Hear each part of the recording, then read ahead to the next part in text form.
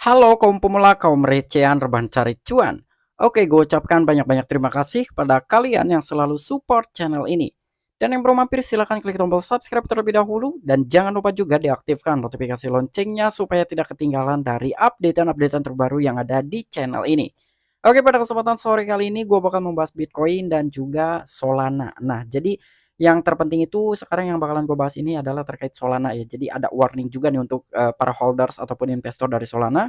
Tetapi sebelum lanjut ke pembahasan, seperti biasa gue ingatkan kembali kepada kalian tetap Dior. Do you own research? Di sini gue tidak ada unsur ajakan kepada kalian untuk membeli ataupun menjual koin-koin dan juga token-token yang gue bahas.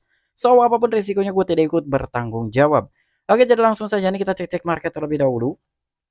Nah, di mana sekarang ini gue buka di exchange Binance dan untuk kondisi market masih merah merona ya. Di sini Bitcoin masih mengalami penurunan 0,60%, bahkan harganya masih di 16.500-an nih. Kemarin-kemarin itu harganya di 16.800, namun sekarang udah turun dari Bitcoin sendiri dan ada kabar menarik juga dari Bitcoin dan yang terpenting adalah dari Solana dan per hari ini pun Solana mengalami penurunan 4,86%. Nah, jadi untuk Solana agak sedikit warning yang gue katakan ya. Di sini gue bukan ngeput untuk Solana tetapi gue lebih menginformasikan supaya kalian lebih hati-hati yang memiliki dari token Solana. Oke, untuk Bitcoin sendiri ya, sekarang ini ada sebuah informasi dari Michael Saylor ataupun perusahaannya yaitu MicroStrategy. Jadi untuk MicroStrategy ini katanya telah menjual sekitar 704 Bitcoinnya. Wah, ini kira-kira benar atau tidak? Lalu kenapa Michael Saylor ini menjual Bitcoinnya? Sementara di sisi lain dia telah menyatakan dia tidak bakal menjual Bitcoinnya. Namun ternyata sekarang alih-alih malah menjual Bitcoinnya.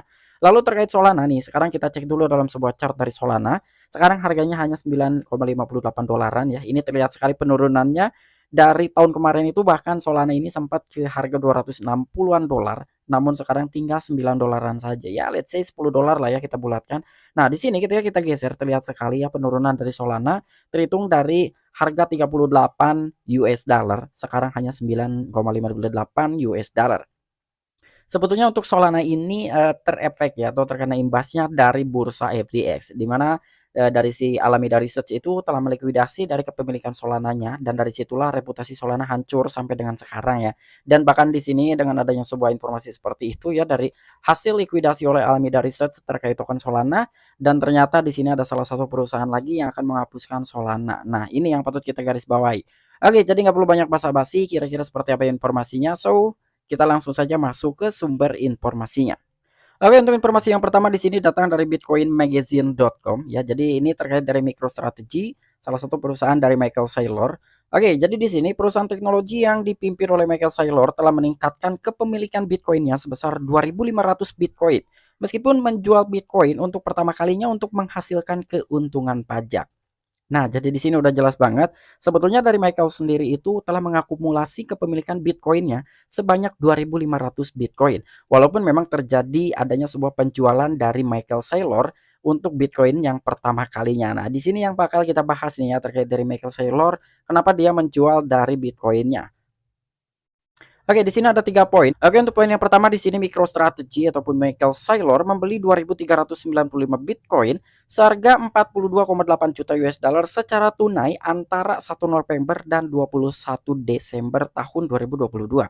Dan untuk di poin yang kedua, di sini yang agak sedikit kontroversial, kemudian menjual 704 Bitcoin dengan kerugian pada tanggal 22 Desember untuk mengimbangi keuntungan modal sebelumnya. Dan di poin yang ketiga, ternyata MicroStrategy kemudian buyback atau membeli kembali sebanyak 810 Bitcoin pada tanggal 24 Desember.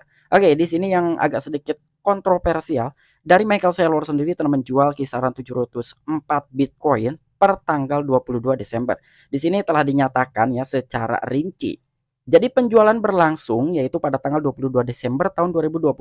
Menurut pengajuan ke Komisi Sekuritas dan Bursa Amerika Serikat yaitu SEC, langkah tersebut dilakukan untuk menghasilkan keuntungan pajak bersih ya. Jadi alasan dari Michael Saylor menjual Bitcoin sebanyak 704 Bitcoin yaitu demi mendapatkan keuntungan dari pajak ya. Jadi demi membukukan pajak lah intinya. Ketika dari si Michael Saylor ini tidak menjual sebanyak 704 Bitcoin yang kemungkinan dia tidak akan mendapatkan hasil dari pajak perusahaannya.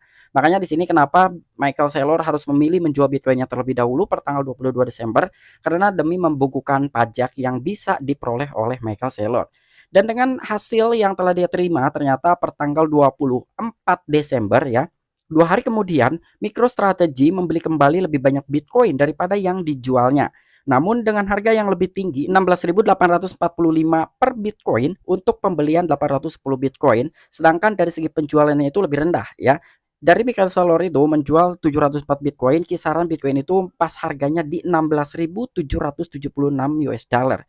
Ya, itu dijual oleh Michael Saylor, tapi dia membeli kembali sekitar 810 Bitcoin, sedangkan harga Bitcoinnya itu lebih tinggi. Jadi alasannya memang dari Michael Saylor ini bukan berarti dia ingin bertrading dari Bitcoin, bukan juga untuk mengacurkan market dari Bitcoin, tetapi ya intinya dia menjual Bitcoin itu demi bisa mendapatkan keuntungan dari pajak perusahaannya. Ya, jadi udah jelas banget.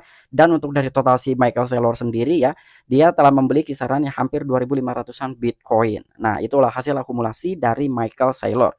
Dan untuk informasi yang kedua di sini datang dari coingap.com ya, ini berita terkait Solana. Nah, ini yang gua katakan tadi untuk warning ya. Jadi buat teman-teman semua yang memiliki dari koin Solana atau yang baru mau beli koin Solana, gua rasa kalian simak baik-baik ya.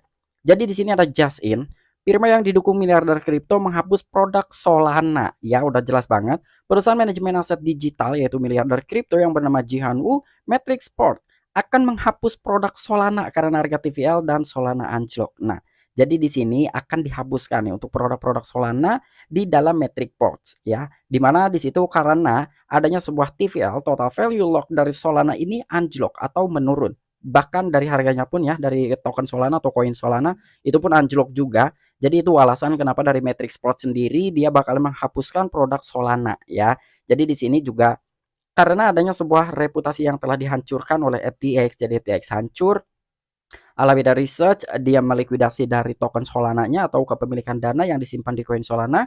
Akhirnya dari koin Solana ini reputasinya hancur ya, kurang lebih seperti itu.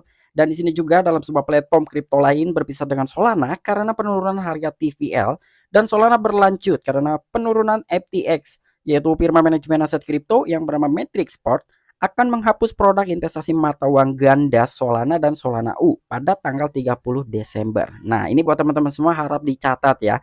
Tanggal 30 Desember artinya besok hari ini Solana itu akan dihapuskan dari Matrix Sport. Dan Matrix Sport sendiri yang telah didirikan oleh Jian Wu, seorang miliarder kripto dan salah satu pendiri raksasa perangkat keras, yaitu penambangan Bitcoin ataupun mining Bitcoin ya. Oke, jadi di sini udah dijelaskan sekali ya, dimana ini warning buat kita semua yang memiliki dari koin Solana.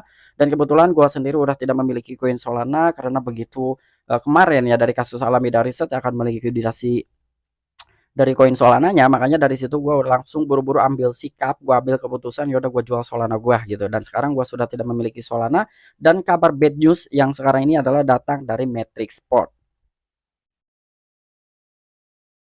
Dan di sini untuk Matrix Sport yang telah mengumumkan penghapusan produk Solana. Jadi ini udah di-announce oleh Matrix Sport sendiri ya, dan tanggalnya udah diumumkan. Jadi ya mungkin dia tidak dadakan gitu. Jadi seumpama terjadi apa-apa dari Solana di dalam sebuah platform Matrix Sport ini ya bukan kesalahan dari Matrix Sport sendiri ya. Reporter Crypto Wu Blockchain dalam sebuah tweet pada tanggal 29 Desember yaitu hari ini mengatakan Matrix Sport telah mengumumkan untuk penghapusan produk investasi mata uang ganda Solana dan Solana U pada tanggal 30 Desember. Selain itu, perusahaan manajemen aset digital tidak akan meluncurkan produk Solana baru di masa mendatang. Nah, jadi di sini udah digaris keraskan sekali oleh Matrix Sport. Sekarang akan dihapus bahkan sampai masa-masa mendatang, masa yang akan datang pun ketika dari Solana memiliki project baru atau mungkin ada token-token baru ya. Dia sendiri itu tetap tidak akan meluncurkan produk Solana ya. Jadi udah sampai di sini, udah ditutup sekian tamat, udah selesai ya, kurang lebih seperti itu. Jadi buat teman-teman semua ya yang memiliki dari koin Solana yang berada di dalam platform Matrix Sport ya, gue rasa kalian harus ambil sikap dari sekarang ya. Kira-kira seperti apa tindakan kalian itu terserah kalian. Di sini gue hanya sekedar memberikan sebuah berita saja, berita terkini, berita terupdate mengenai koin Solana ya. Oke, mungkin itu aja informasi yang bisa gue sampaikan kepada kalian. Kurang dan lebihnya mohon maaf. Jadi untuk dari Michael Saylor ataupun perusahaannya adalah MicroStrategy udah jelas sekali ya. Bukan berarti dia memainkan chart, bukan berarti juga dari Michael Saylor ini melakukan sebuah trading.